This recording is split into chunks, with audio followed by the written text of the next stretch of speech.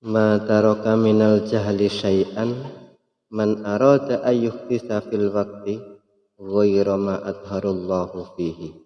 Adalah termasuk orang bodoh mereka meninggalkan apa yang sudah dimilikinya karena hendak mencari yang baru dalam satu waktu. Padahal Allah Subhanahu wa taala telah memilih baginya pada waktu itu. Jika hati atau tubuh seorang murid atau mungkin seorang hamba, seorang yang salik berada dalam keadaan akwal tertentu, ia harus menjaga kesopanan di hadapan Allah Subhanahu wa taala, yaitu dengan merelakan diri untuk tetap berada pada keadaan tersebut sampai Allah Subhanahu wa taala sendiri yang memindahkannya dari sana. Dengan catatan keadaan tersebut tidak bertentangan dengan syariat. Seperti misalnya jika ia sedang berada dalam keadaan terlepas dari keduniaan atau makom tajrid misalnya, ia harus menahan diri untuk terus berada dan rela dalam keadaan tersebut sampai Allah Subhanahu wa taala sendiri yang memindahkannya ke keadaan yang lain. Jika keinginan untuk mencari penghidupan atau kasab, itu artinya ia tidak sopan kepada Allah Subhanahu wa taala, kepada Tuhannya, karena ia sudah menolak keadaan yang sudah dikehendaki oleh Allah Subhanahu wa taala. Sebagaimana kemarin telah dijelaskan bahwa iradatukat tajrida ma'a iqamatillahi iyyaka fil asbabi minasyahwatil khafiyati wa iradatukal asbaba ma'a iqamatillahi iyyaka fit tajridi inkhitatum minal himmatil aliyah.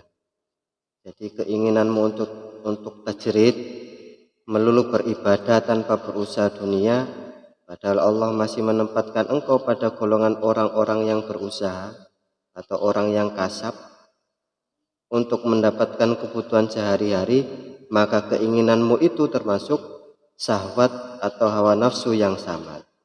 Nah, begitu pula sebaliknya, wa iradatukal asbaba ma'a iqamatillahi iyyaka fit tajridi inhitatu minal himmatil aliyah. Keinginanmu untuk berusaha kasab, padahal Allah Subhanahu wa taala menempatkan dirimu pada makom tajrid atau orang yang selalu hanya beribadah tanpa melaksanakan kasab, tanpa bekerja, maka keinginan yang demikian berarti menurun dari semangat dan tingkat yang tinggi atau penurunan derajat. Sebab kewajiban seorang hamba menyerah kepada apa yang dipilihkan oleh majikannya. Majikan itu Allah Subhanahu wa taala yang memang benar-benar mengetahui apa yang menguntungkan bagi kita dan apa yang menyusahkan bagi kita. Sebagaimana firman Allah dalam surat Al-Baqarah ayat 216, wa asa an takrahu syai'an wa huwa khairul lakum wa asa an tuhibbu syai'an wa huwa syarrul lakum wallahu ya'lamu wa antum la ta'lamun.